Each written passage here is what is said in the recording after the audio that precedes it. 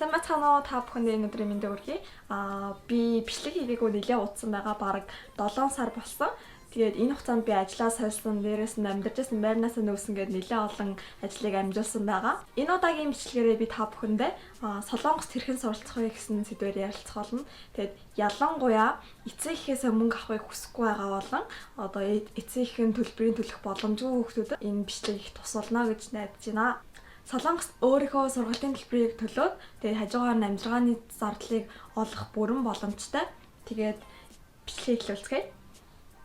Энэ дээр бол хүн бүр өөр зөвлөгөөг нөх. Гэхдээ миний хувьд бол би 4 жилийн өмнөх өөр дээрээ очиод ингээд зөвлөгөөг чаддаг байсан бол Солонгост биш Монголдо солонгос хэлийг сурчаад Токио оноо аваад ирээд Солонгост их сургууль сурсан дээрээ гэж зөвлөх байсан.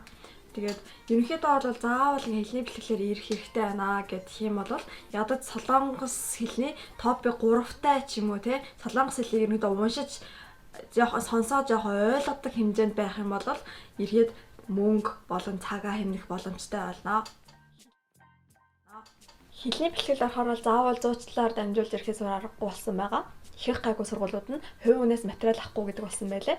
Харин их сургууль болохоор хувь хүнээс материал авдаг. Тэгэхээр зуучлалын мөнгийг хэмнэн гэсэн үг.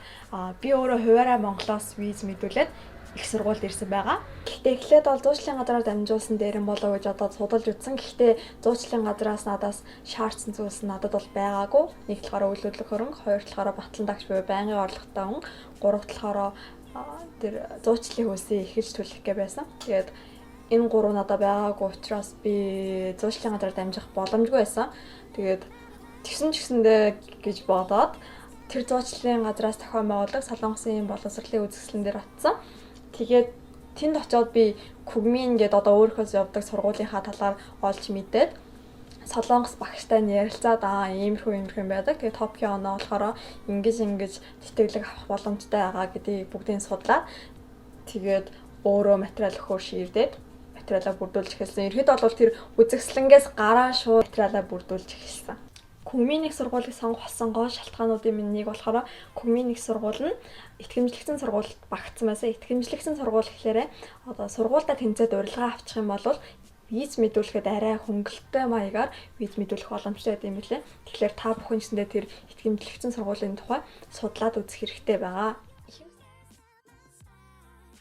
Ихэнх сургуулиуд топик онооны тэтгэлөө өгдөг. Тэгээд зарим сургуулиуд нь болохоор гадаад оюутнуудын хөнгөлөлт гээд төлбөрөөс нь 30% хөнгөлж өгдөг юм байлаа. Та бүхэн өөрсдөө орох гэж байгаа сургуулийнхаа сайт руу н ороод үзэх юм бол илүү амар. Ягаад гэвэл ингээд жилээр заримдаа өөр байдаг. Тийм болохоор одоо энэ оных нь яг энэ онд 2020 онд орох гэж байгаа бол 2020 оных нь 2021 онд орох гэж байгаа 2021 оных нь ингээд байнга ингээд үзэж явах хэрэгтэй. Эсвэл наачиг тиймэрхүү боловсролын үзэсгэлэн дээр очих ч юм уу, эсвэл зуучлалын газар очиод мэдээлэл авдаг ч юм уу. Тэгээд мэдээлэл авч болох бүхий л аргыг ашиглах хэрэгтэй. Би зуучлалын газар дамжуулан өөртөө амар аргаар виз мэдүүлэхийг хүссэн. Гэвч надад зуучлалын газраас шаардсан зүйл нь байгаагүй.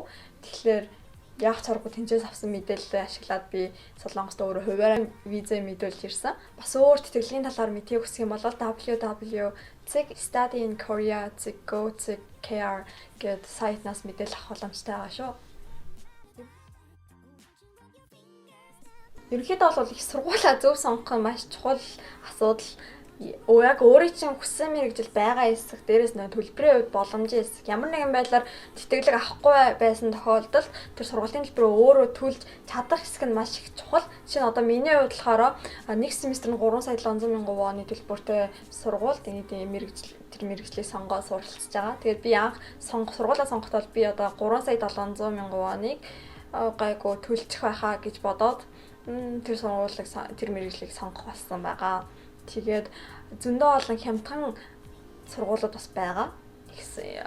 Солонгос болохоор мэдээж яг хувийн болон улсын гэсэн сургуулигаа улсын сургуулиудын төлөө хувийн сургуультайгаа харьцуулахад арай хямдхан байгаа.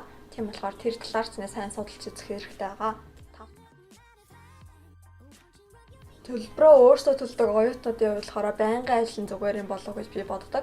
Учир нь байнгын ажил хийдэг бол цагийн хуваараа гаргахад илүү албан хялбар байдаг. Одоо жишээ нь тэрээс тэдэн цагийн хооронд тэддэг өдөр ажиллана гэх юм бол хичээлээ сонгох ч гэсэндээ айгүй хялбар болдог. Дээрээс нь болохоор сардаа нэг удаа цалин авч байгаа болохоор хэмнэлтэй амьдрт сурна. бөнгөө юунд зарцуулж байгаа сайн хяндаг болно. Тэгээд эндээс нэг зүйлийг сайн анхаарах хэрэгтэй. Сургуульд сурах гэж ажиллаж байгаа юу? Ажиллах гэж сургууль сурж байгаа юу гэдгийг ялгааг нь сайн гаргах хэрэгтэй. Тэгэхгүй бол ажиллаж ирээд сургууль дээр ирэнгүүтлээ хичээл орж явахад унтаад иж бас болохгүй. Тэгэхээр сайн бодож хичээлээ сайн хийх хэрэгтэй. Амьдрах байраа эхний ядаж 1 жил хагас нь болохоор сайн бодож хоосоолж үзээд байж бол хамгийн хямдхан газар амьдарсан хамаа дээр би найзтайгаа өөрөө 2 байрыг төрөөсөлж амьдардаг байсан. Тэгээд 1 саяын барьцаатай 320,000 вон сард би болохоор ихтэй л 200,000 вон байранд өгдөг байсан.